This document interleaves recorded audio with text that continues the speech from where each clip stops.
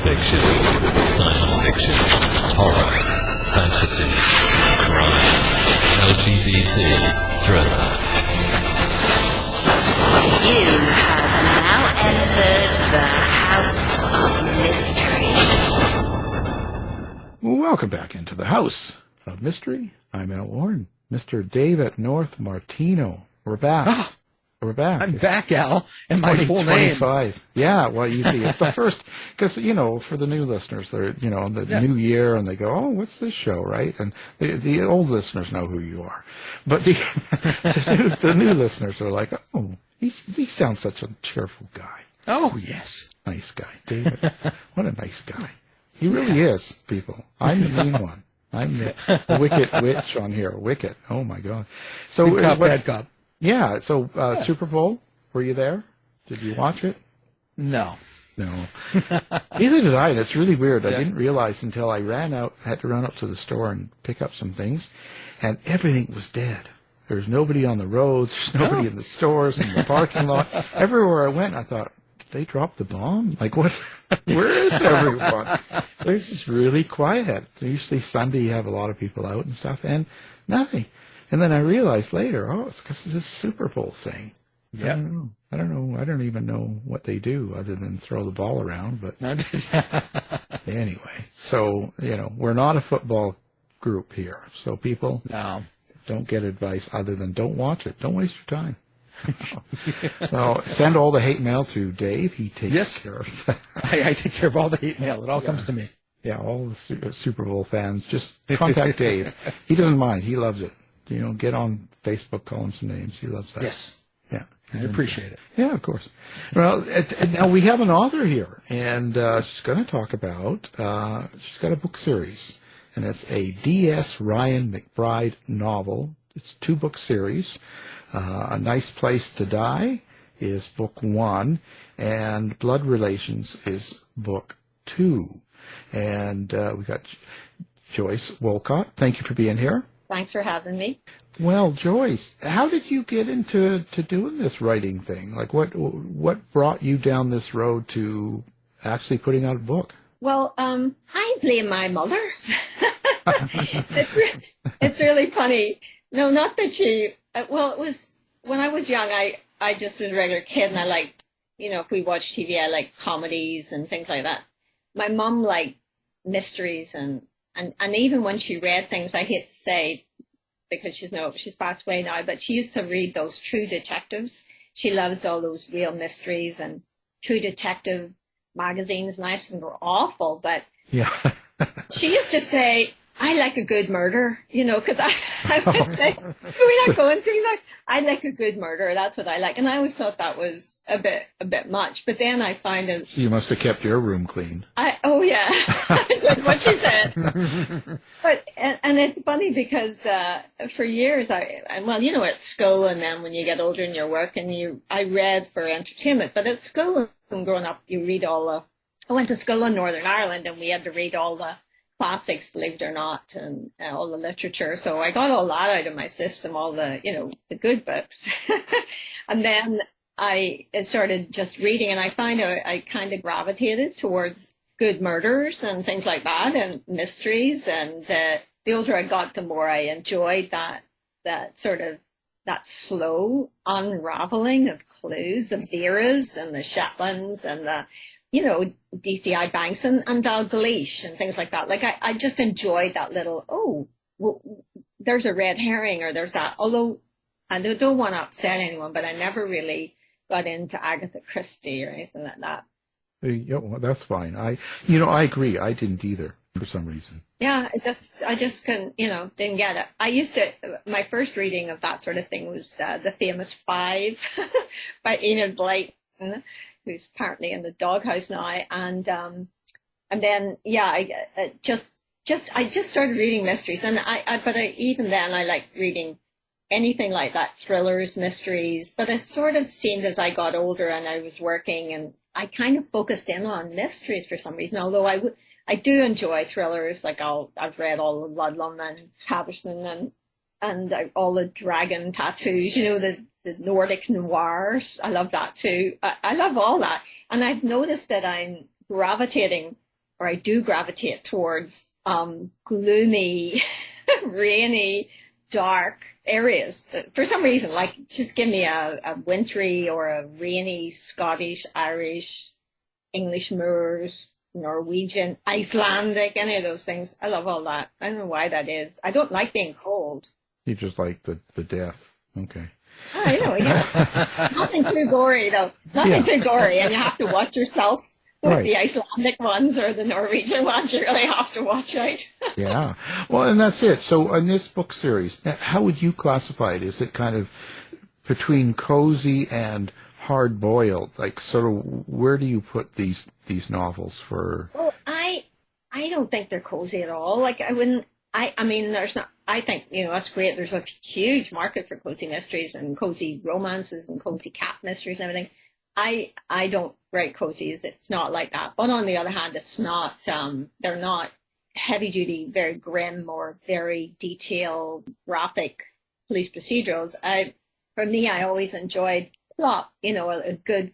I wouldn't say too complicated, but a fairly complex plot with a subplot and things going on. And I do enjoy a character-driven book, and that's what I try to do. And when I make my character, I like DS Ryan.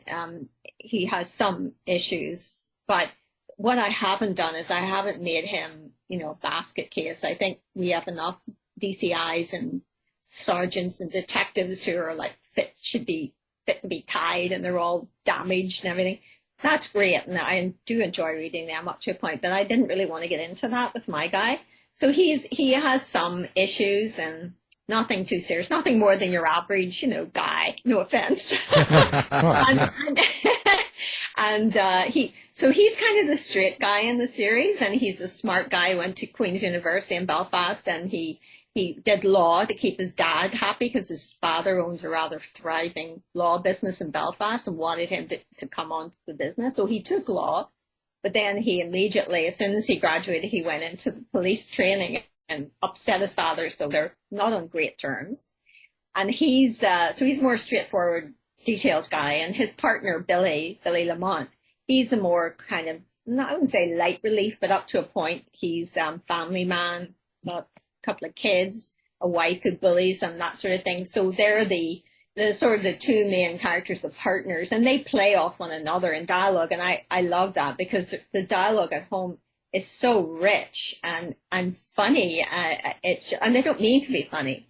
And the funny story, if I may tell the funny story about me actually getting started in writing, I finished work. I was able to finish work. I could afford to stop working, and I'd hoped my husband and I could go traveling, but he stayed for another year working. So I thought, well, I love reading books. I love mystery, so I'll give that a shot. I didn't have any expectation of ever getting published or anything like that, but I thought I just feel like I want to write a book. And I sat down and wrote a book, and that's another whole thing, isn't it? With pansters and plotters and how you write your book. Do you write it with a very long, very measured notes about it, or do you just start at the beginning and write the freaking thing? Well, I just didn't know what I was doing, so I just started and I wrote. And in the middle of this, I decided to take the odd course because I had the time, and I did some courses at the university down in the city in Toronto, and I did that, and I didn't think it was too bad, at the end of it. At least it had a beginning, a middle, and an end. So I joined the Crime Writers of Canada, and because they had a mentorship program. So I joined that, and they told me when I joined, and I asked about this, oh no, that's discontinued love. That's not on it anymore. Oh no. But she said, I can tell you're disappointed. So she got me a mentor, Kathy Astolfo, who's a Canadian writer, who was very kind and read that first novel that I wrote, which was set in Mexico and New York for some reason. Still not 100% sure myself. And I called that Abducted, and she read it and went through it. And when she got back to me, I did a few changes based on what she said. And she said, you should enter this, the Crime Writers of Canada Unpublished Awards, it's across Canada, national, international, enter it. What's the harm? So I did. And I was longlisted for my very first novel. And I was going, oh my God, I couldn't believe it. Anyway, so that was fantastic. And that's another thing to anyone who's listening who's a writer. And been struggling and hasn't been published yet, that if you get a chance and you can enter anything, unpublished awards or anything, even if you're published and you want to get some recognition, enter awards, because they really do. It's not just the award, it's the confidence that it gives you as a writer, and it really made me much more confident. Well, that's a good thing. I never did. I avoided them, and now they give me the Lifetime Achievement Award, Book Writers of London. Talk about making me feel old and washed up. Oh, no. Lifetime nonfiction. Yeah, but, what a place to start. I know. But, we're not picking one particular book. We just said, you've done so well. What a great contribution to nonfiction. And I was like, well, thank you. Does that mean I retire? Or Do I get a pension? Yeah, like a lifetime. Holy cow. A lifetime pension? Yeah. It's like, I feel like the Beatles or something. They give them something afterwards, Yeah. But it's all good, whatever it takes, Well, I was wondering, with your mentorship and the coursework that you took, did your process change? And when it comes to the mystery itself, do you have to create the mystery, the puzzle of the plot? Do you have to do that first, or is that something that just unfolds as you write the book? I knew you were going to ask that, And I was lying in bed thinking about what I was going to say, and I have absolutely no idea. The first book that one that I said abducted, I wrote I didn't really have any idea what I was doing, but it sort of went through, and I actually don't think it's that bad. It's in a drawer somewhere with everybody's first books, where you put them in a drawer. But I actually didn't think it was too bad. But then I was, like I say, I wrote it because of what I wrote.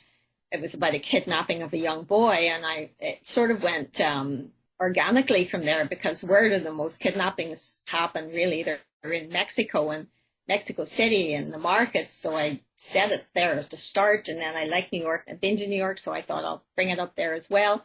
And then I went for a cruise with my cousins from Northern Ireland, and my husband and I, and we're sitting on this beautiful ship in the Mediterranean. And my God, one of my cousins, or one of his friends, was in the police party during the Troubles. Nothing terrible happened to him, and he wasn't a very frontline guy. But there were a lot of really funny stories. I know that sounds very disingenuous, but he did have a lot of stories that weren't all doom and gloom. And he was telling me these stories and all the things that happened. And I'm thinking, what am I doing writing books about Mexico and New York when I have this whole country of mad people, and they are so funny, great landscape, great atmosphere. Why don't I write a book about that? And okay, my mother and I now love a good murder, so why don't I just do that? I have a police sort of person here that I can ask questions of. I know the country, I know the people. I think I'll give it a shot. So there again, I started off with no expectation of ever getting anywhere. And to answer your question, it's very difficult to know. I did have an idea, the same as when I thought about the child being kidnapped. I had an idea of two women, and one of them, something happens to one of them, twins, and something happens to one of them, and the other one is now the focus of the investigation. It's not as straightforward as that, but and that was really the foundation of A Nice Place to Die, and the forming of the characters, the detective. I really don't know where he comes from, and I actually said to my husband, because I'm writing a third book, the standalone, possibly the start of a series, with a different character and a retired detective inspector, and I was about 3/4 of the way through it, and I said to my husband, you know what, I can't wait to get back to that chapter because I'm dying to know what happens. Because I didn't know. Like I suppose what I do is I know the book. I have an idea of the structure of the book, like what I want to happen, the murder, and how my detectives are going to start going about the solving of it, and where it's going to be set, and who the characters are. What would be a good set of characters to now come in at this stage in the book, like at the first third, like, and now I need, I've mentioned some at the beginning, and I need them to take a bigger role. So I start forming them as characters. And I thought it was really interesting. You had Robert Crace, and he said that Elvis and Joe Pike. sort of went around with him. He went to bars with them, and they were a part of him. So that my detectives, Ryan and Billy and the other squad, which is Maura, who's the young woman who keeps them all straight, and Derek, who's the computer guy, he's pretty mad, he's a bit eccentric, and May, his assistant in the second book, they all are that small little group, like Vera's group, and the group in Shetland and things like that. So I don't have this vast squad that you get in some of the American detective novels, but and I focus more on, I guess I'd say, dialogue and character and setting, and I weave those things around a reasonably complex plot that has subplots running through it. Well, that sounds great, doesn't it? Absolutely. Yeah. Oh, yeah. So I hope it is, but anyway, it's the same thing, and the same thing with the second book with blood relations. I got an idea from somewhere, and it could be anywhere, and you're probably the same as me, like anyone. You just have to listen, and you hear a little idea, and you go, and you don't take that idea, but you go, well, isn't that the famous line? What if? What if? That's where you go from. What if that happened, Are you writing it from the point of view of Ryan? Or is it outside looking into Ryan? Like how? It's outside. Yeah, it's outside. It's and don't ask me any very detailed questions about point of view because I'm silly. But it's third person. Like you're omnipotent. I can move around. And in in these series, in the Nice Place to Die and Blood Relations, there's a step back in time, a short step back, not long, a couple of months, 4 months, 5 months. Where my main detective, the story starts in the present. I don't do anything too fancy with back and forth or anything, but the main story of The Nice Place to Die starts in the present. I don't think I'm giving too much away. My detective is present at a murder scene in a forest in Northern Ireland, and when he goes down to view the body, check it out, he recognizes the victim. And not only that, he slept with her.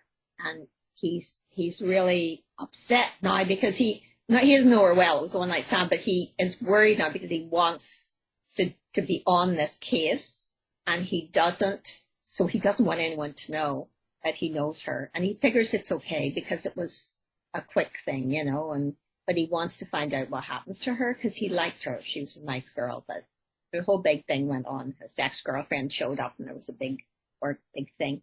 Anyway, that whole period where he met her then becomes a second story about 6 months earlier where her story goes along, and we follow her story up to her murder, although I don't say who murdered her when it ends at that point. And then we go back and forth in time. But it's quite obvious because each person who's running that chapter is obvious. That's Ryan, this is Rose. So that's how I broke it up. I think it's fairly clear. The only thing that is a bit complicated is when I have the publisher, we have audiobooks of it now. And sometimes I feel if you're on any kind of different structure that audiobooks are a little complex because you can't go back, even ebooks, now it's easy, to go back and check, what date was that, what date was this, but that's all. That's it. Yeah.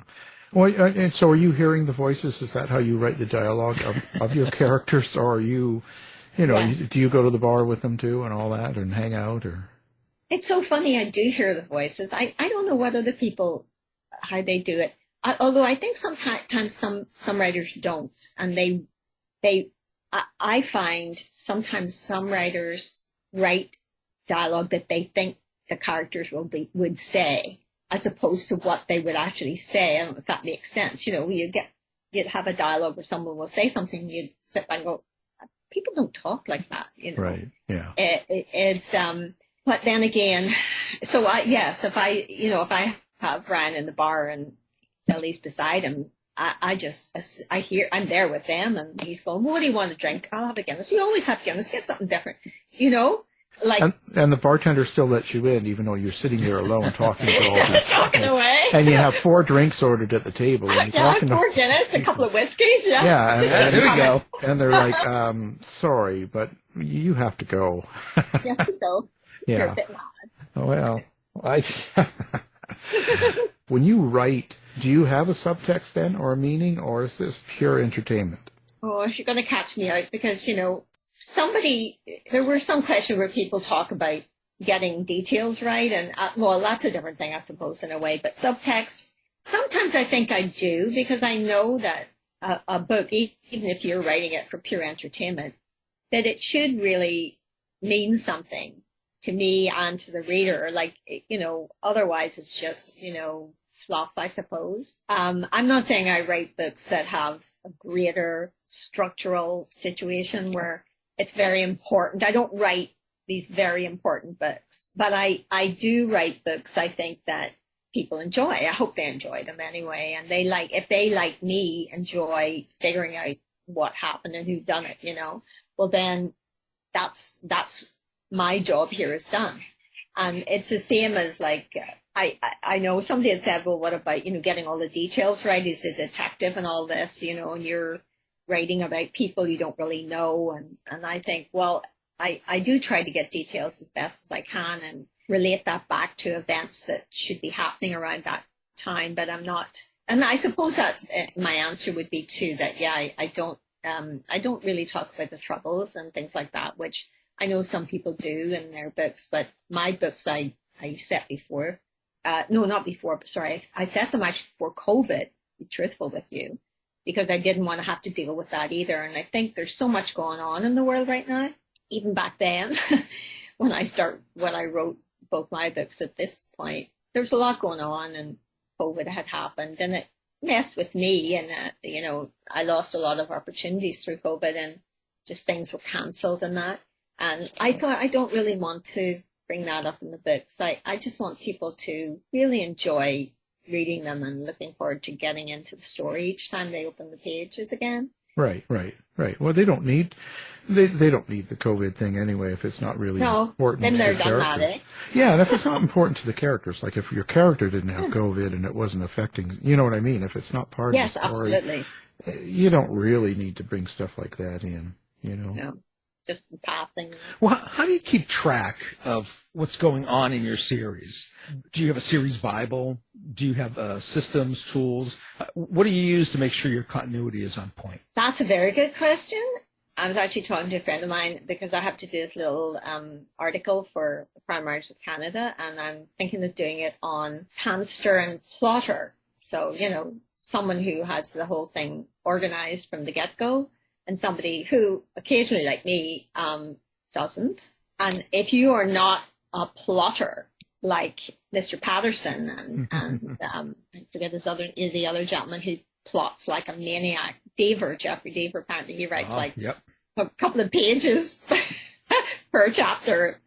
Oh my God. I was frantic with A Nice Place to Die because I honestly was getting myself all over the place and I kept reading all these different things. Get cue cards, write them down, little card indexes, and write where you are. And this is just the one. I'm not even getting into the series at this point. You're keeping your chapter straight, keeping your character straight. It's a nightmare, especially in a book that has a lot of complex plots going on in it and time shifts. So don't even talk to me about it.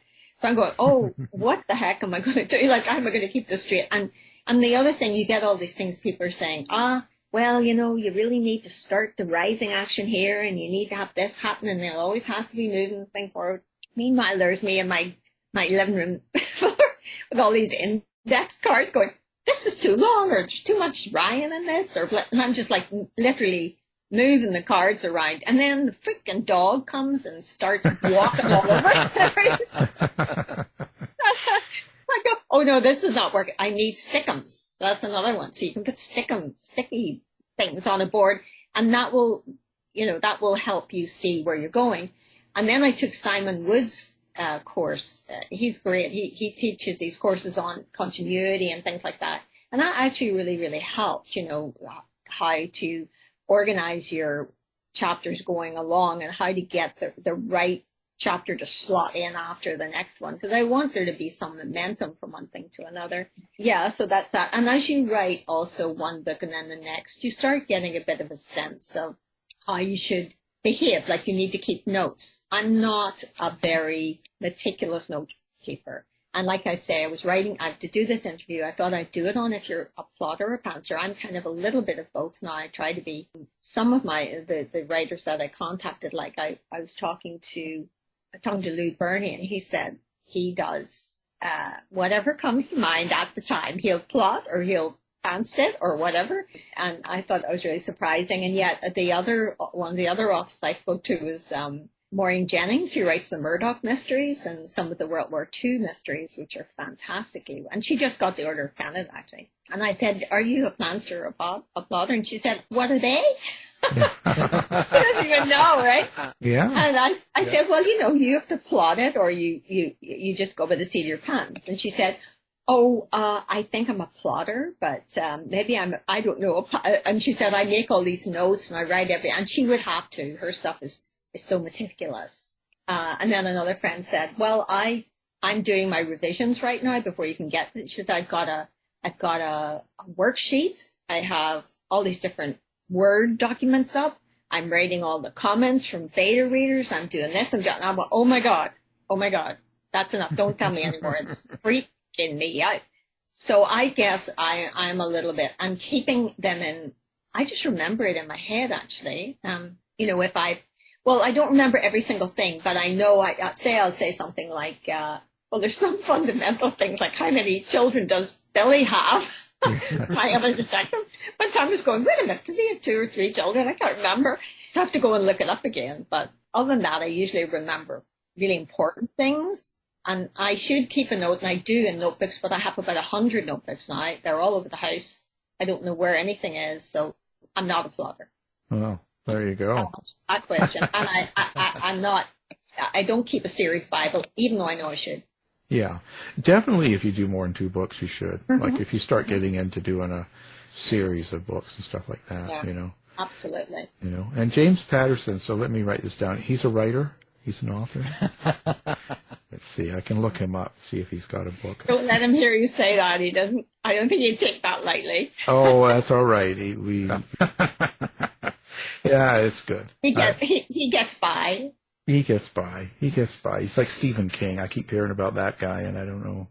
I know. I don't know what he does, but Maybe you should try and get him on, give him some promotion. Well, Patterson's been on. Stephen King, I don't think he really likes to do any interviews because books come out and he never really does shows. So he doesn't need to, does he? He doesn't really need to. Yeah, and I for some reason I just think it's just not his thing, right? So no.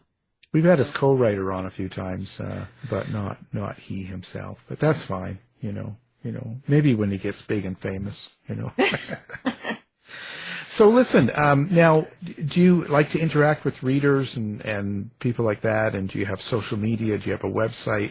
Where do people find Joyce? I really like actually interacting with people. It's such a funny thing to have someone ask you about your character, It's like, I'm so worried about Ryan, or when are you going to do the 3rd book? And I have kind of started the 3rd book. I'm just I got other things I'm working on, so but I know kind of where it's going. That's the same old thing, right? I don't have a series. I got another book in the hopper, and I kind of know what's happening, but it's like I can't wait to get back to it, so I know what's going on because I don't know at the moment. But I love talking to people, and especially if they've read, one of the books and they're about to get the second one. And I was actually over in Northern Ireland in last September, to do research for the book I'm writing right now, which I call Island of Graves. See, that gloomy thing. And it's about an island off the coast of Northern Ireland, and my detective has moved there. But I was over there close to where I'm setting this fictional island, and we stayed in this B&B. We were in the town of Cushendall, which is right on the coast of Northern Ireland, went into the tourist office to try and get some brochures. And the wee lady there she was dead nice, she was chatting away. And she said, "But what are you on holiday? Are you on holiday, love? Like, what are you doing, the Irish, Northern Ireland accent?"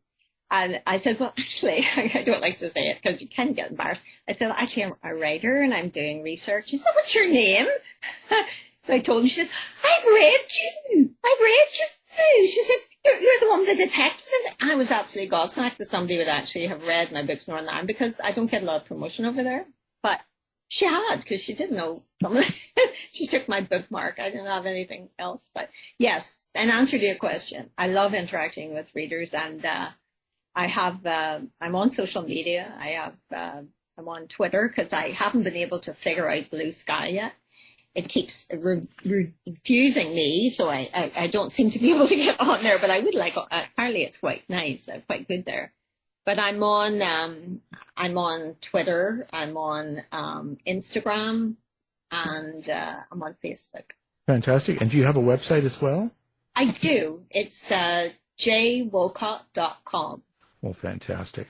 Lots of O's and L's. That's the only thing. Yeah, there's the spelling. So we will have that up on our website along with your other information and your books, and so people can find it easily, just one click. Well, there you go. So we've been talking with author Joyce Willccott and her books, her 2-book series, and it's DS Ryan McBride novel, A Nice Place to Die, and Blood Relations. So thanks very much for being on the show. Thank you. It was lots of fun. Thanks, Joyce. This has been a production of the House of Mystery Radio Show. To find out more about our show, guests, or hosts, go to our website at houseofmysteryradio.com.